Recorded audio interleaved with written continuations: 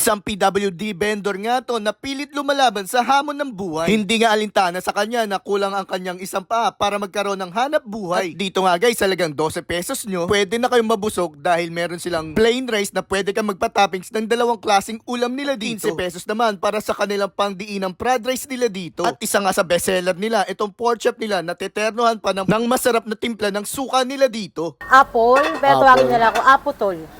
Mas kilala na ako rito sa ganyan. So ano ba yung tinitinda natin yung boss? Marami mga tayong mga ulam, merong style na pang budget meal. Kung ano magugustuhan, syempre iba kasi nagbabudget talaga eh. One by one na rin ang order nila. Balita ko ito yung pambado mo dito. No? Yung Merong sinangag libreng mo. sarsa. Kung gusto ninyo, tipid-tipid. Yan. Yan, bossing pa, ano nga ako ng ano, yung Ayan. libreng sarsa. Bali magkano yun boss yung ano? Ito, Ano lang yan, 12 lang ang plain ko. sabay may libre ng sarsa Oo, ng libre ulam. na yun. Chop tayo, manok. Pork chops lang. Yan, pork chop. Chop natin. Balagay natin sa lalagyan. Okay, boss. Tapos po kayo nag-open dito, boss? 24 hours kami nagtitinda rito. 24 hours. Pang kunyari, pork chop, 60 lang. Kasi ang sinangag ko, 15, 20 ang hotdog, ganun. Tapos ang ulam ko rito, 60 lang ang ulam ko. Ang mahal lang dito, tumaas na 10 yung baka kasi. Yung baka. Oo, kaldereta baka. 70 lang yun. Nangyari nga pala sa paa mo, boss? Ay, ito, Aksidente ba yun? diabetic to. Diabetic. Oo. 6 na buwan pa lang to. Yan, o, diba? Ayan, 60 pesos lang yan. Oo, tapos may sausawan tayo. Kung anong gusto mo, meron tayong suka. Suka na lang siguro. Meron tayong toyo, sili, kalamansi. Mas masarap yun. Saan kayo malolocate, boss? Ang Paco Pass, para sigurado sa... Nakikita nyo yung likod ng Mercury? Yun, doon ako nakapwesto. Kasi yung iba kasi mga naghahanap eh. Kung saan daw ang banda sa mga Paco Pass dito. Malaki kasi. Basta likod ng Mercury, likod ng Lawson, may kita nyo na ako rito. Ako lang yung may kulay buhok at tag-iisang putol dito.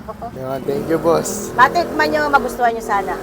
Saya mga kami dito tayo sa Paco Pass Street, Paco, Maynila. At malapit lang sila sa may Paco Public Market, guys. At dinahin natin itong Apotol, yung karinderya na nagtitrending na meron siyang putol yung paa niya, guys. PW siya. Sabay nagtitinda pa rin siya dito sa street na to, guys. Meron dito, guys. Kakaiba dito kasi halagang 12 pesos. Yan. Pwede na kayong mabusog. Yung plain rice niya, 12 pesos. Pwede kayong humingi ng toppings ng ulam nila. Libre lang. Pwede pang dalawa. Yan. Pero isa lang inano ko kasi ano naman eh. Sabay yan. Meron din fried rice. 15 pesos lang. Sabay guys, ito yung pinagmamalaki nila dito. Itong pork chop nila. 65 pesos lang to, guys. So yan guys, kung gusto nyo pumunta dito, open sila dito 24 hours at araw-araw pwede nyo silang dayin. So tikman muna natin tong 12 pesos. Tignan nyo naman yung rice puting-puti, guys. Yan. May pinatoppings natin ng ulam. So subukan na natin. Best seller daw nila dito yung itong kaldereta. Subukan na natin. Grabe. Sausar pa lang ng kaldereta nila. Pandiinan na. Kaya kahit 12 pesos lang, mabubusog na kayo, guys. Buhay pa natin ito, guys, ha? May guys, ito yung fried rice. Yan, subukan natin, ha? Grabe, guys, yung fried rice, panalong-panalo. So, subukan na natin yung pinagmamalaki nila dito itong pork chop, guys. Yan. Masarap daw sa usawan sa suka, eh. Subukan na natin, ha?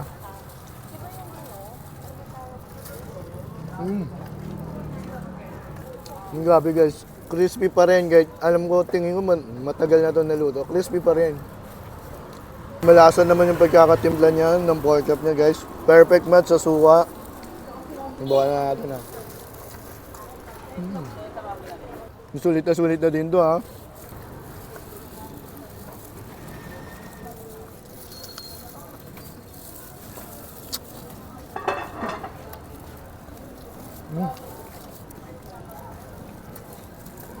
Kung naghanap kayo ng gandong klaseng food ribbon guys, dahil nyo na to guys, yung karinderya ni Apple o kaya Apotol guys. Yun yung tawag niya sa kanila dito eh. Gawin lang, paalam. Salamat.